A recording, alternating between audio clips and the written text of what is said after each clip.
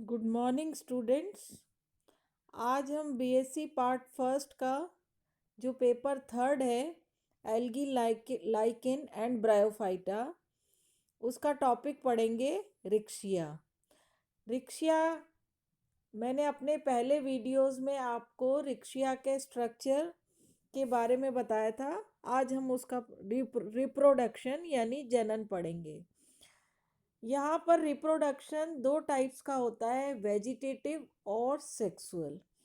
Vegetative reproduction जो है वो कई मेथड से होता है, जैसे die and decay of old parts, यानी पुराने जो पार्ट्स हैं थैलस के या जो ओल्ड पार्ट्स हैं वो गल जाते हैं या मृत हो जाते हैं और वो पोर्शन प्लांट से या थैलस से अलग हो जाता है और जो कि फिर से डेवलप होकर नया थैलस बना लेता है।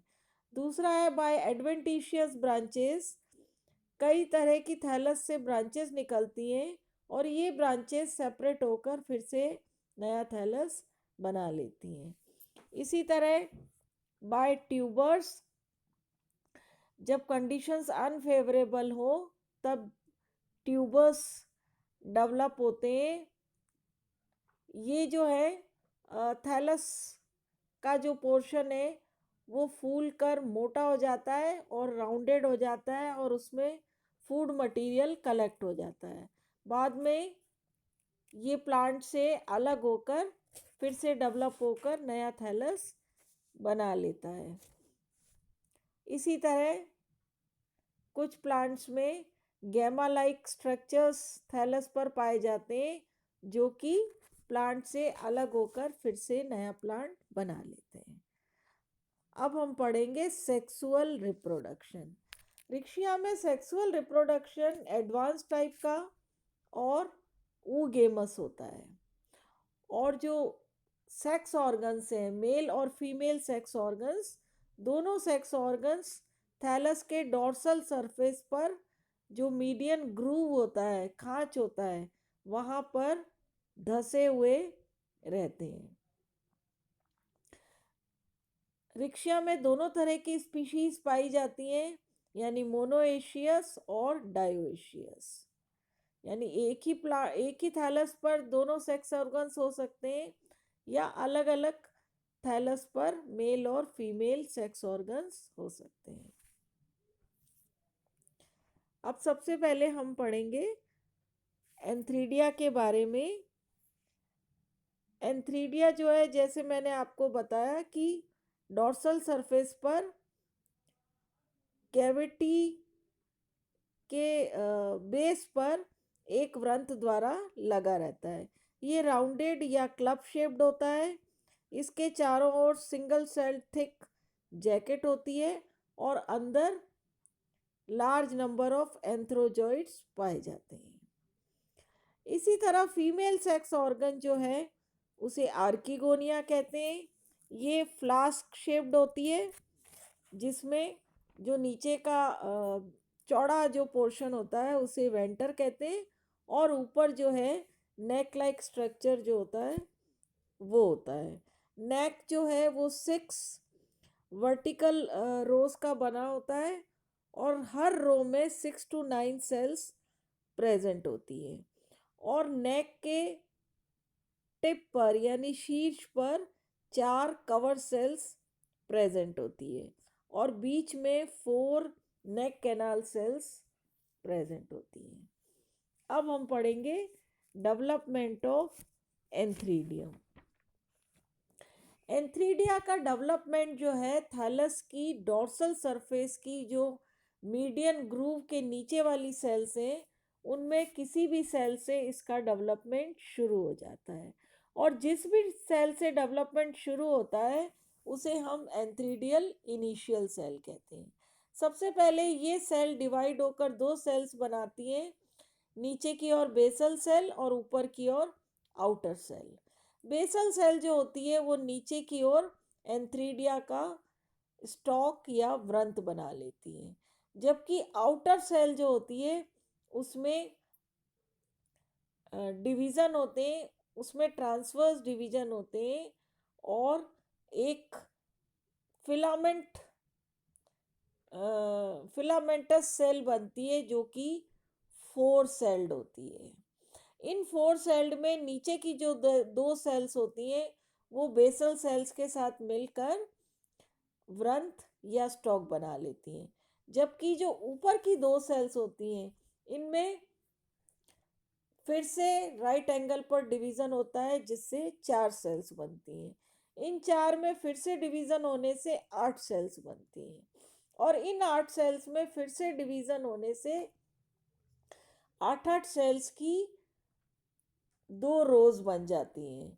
यानी बाहर वाली जो 8 सेल्स होती हैं जिन्हें जैकेट सेल्स कहते हैं, ये डिवाइड होकर एंथ्रीडियम की जैकेट बना लेती हैं, जबकि अंदर वाली 8 सेल्स जो होती हैं उनमें कई सारे डिवीज़न होते हैं जिससे large number of antheridial cells बनती हैं और इन एंथ्रीडियल सेल्स में फिर से डिवीज़न होने से एंड्रोसाइट मदर सेल्स बनती हैं और प्रत्येक एंड्रोसाइट मदर सेल डिवाइड होकर बाइफ्लैजिलेट एंथ्रोजॉइट बनाती हैं।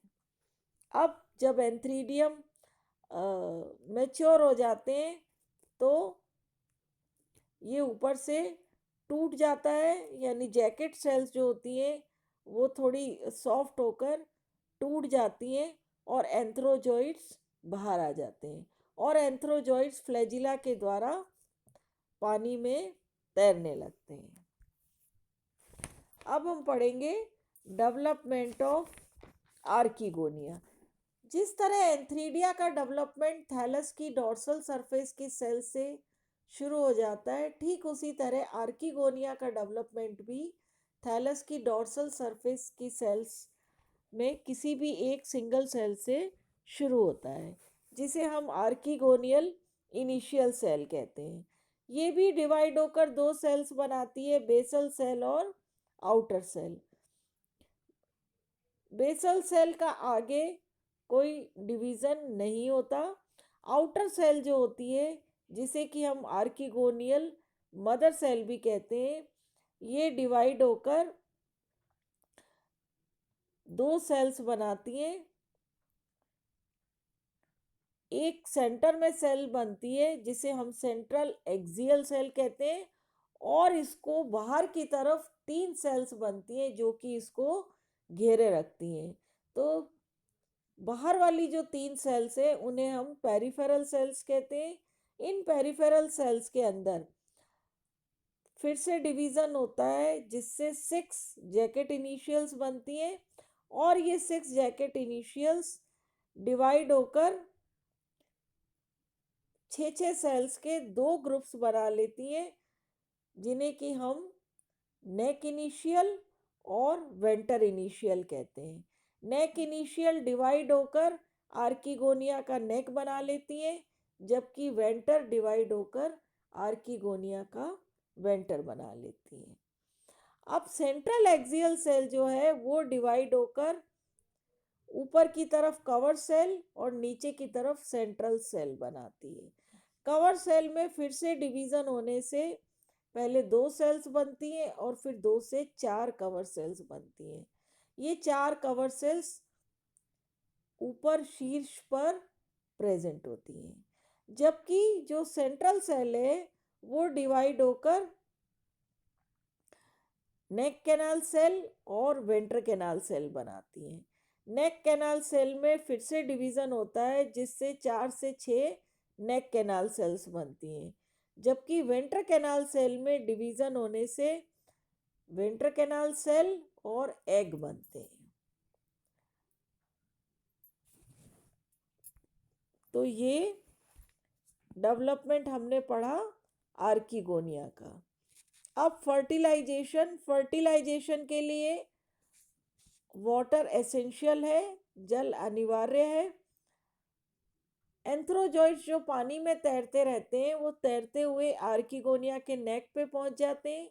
जब ये नेक पे पहुंचते हैं तो कवर सेल्स सेपरेट होने लगती हैं और जो जैकेट सेल्स है वो भी डिसऑर्गेनाइज हो जाती हैं, जिससे नेक पर एक छिद्र बन जाता है और इस पोर या छिद्र के थ्रू एंथ्रोजॉइट्स अंदर एंटर कर जाते हैं।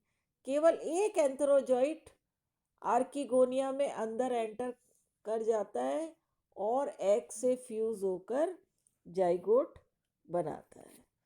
तो ये हमने फर्टिलाइजेशन तक पढ़ा, मेल और फीमेल सेक्स ऑर्गन्स के बारे में और फर्टिलाइजेशन। अब इसके आगे का हम अपने नेक्स्ट वीडियो में पढ़ेंगे। Thank you.